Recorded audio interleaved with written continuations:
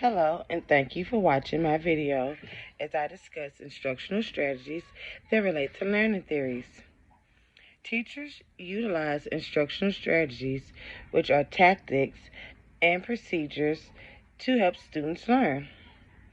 These tactics have strong connections with learning theories, which are conceptual framework that describe how learning happens and how knowledge is acquired. Behavioralism and cognitism are two well-known learning theories, and different instructional approaches relate to these theories in various ways.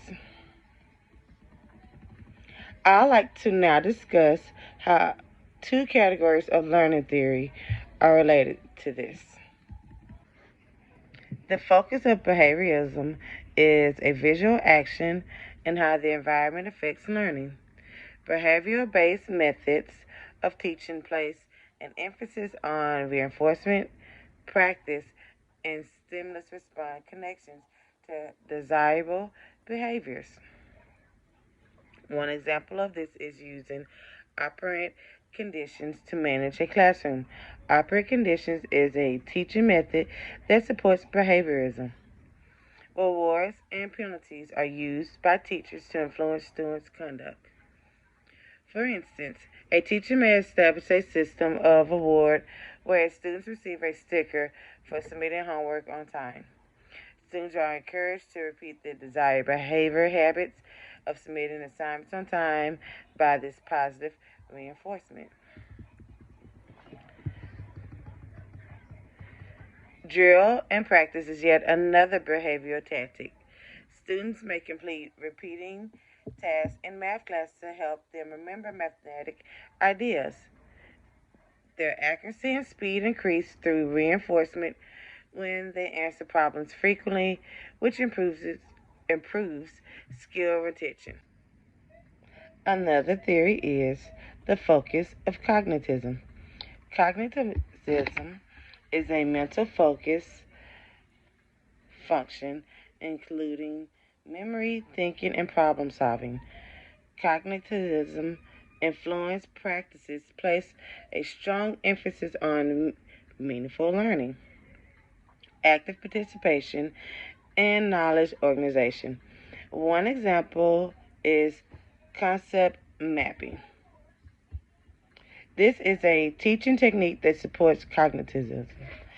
Students desire graphic representation of the relationships between subjects and scientific learning.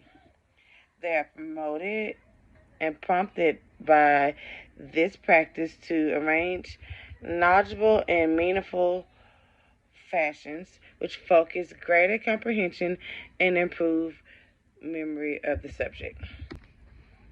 A second example of cognitism is the foundation of Socratic method of questioning.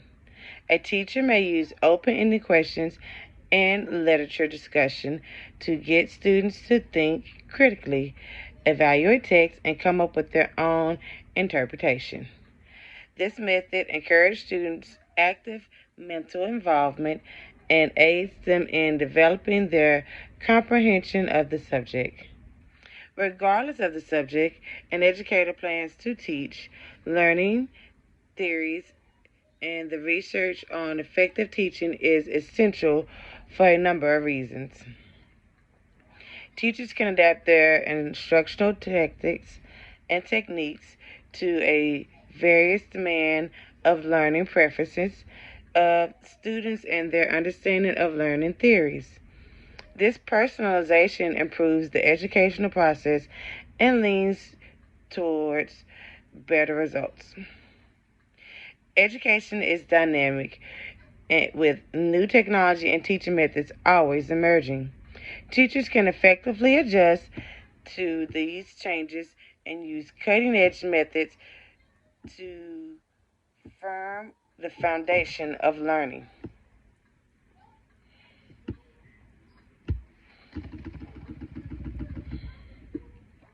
In summary, learning theories like behaviorism and cognitism are directly related to instructional practices.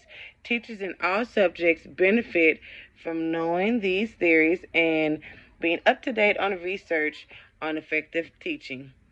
It improves their capability to create tailored, effective, and emergent learning experience and lesson experiences that address a variety of learning needs of their students. In summary, learning theories like behaviorism and cognitism are directly related to instructional practices. There are undoubtedly a number of instructional approaches that I may use in my teaching practice to raise students' accomplishments, develop critical thinking and higher order thinking, and focus motivation and engagement in learning. Here are some tactics to take into consideration as I go forward in teaching. Project-based learning, or PBL, which is used in real life in my classroom. PBL engages students in problem-based and problem-solving on research and activities. These tactics promote a collaboration of critical thinking and problem-solving abilities. The relevance of their work and the chance to develop deeply into a subject would greatly influence my students. For instance, in history class, students might conduct research on, analyze, and present a project on key historic events. Another one is flipping the learning environment. By flipping the learning environment, students participate in topics outside the classroom, whether it's via reading, films, etc. I would use the classroom time for interaction exercises. This strategy promotes critical thinking, deeper conversation, and peer interaction. For instance, in a science class, students might watch a video that explains a scientific idea before conducting practical experiences and participating in group discussion. And lastly, I could also use peer thinking. It's methods that promotes engagement and reflection. Students would first consider a question or topic on their own, then join with a partner to talk about their views. From there, then they would present their thoughts to the class. Critical thinking and peer interaction and the foundation of well-formed ideas are all encouraged by this tactic of think, pair, share method. This method could also be used with students in geology class to explain a variety of effects on climate trends. The degree to which I match these tactic strategies to my students' needs, the learning objectives, and the unique circumstances in my classroom will determine how effective they are.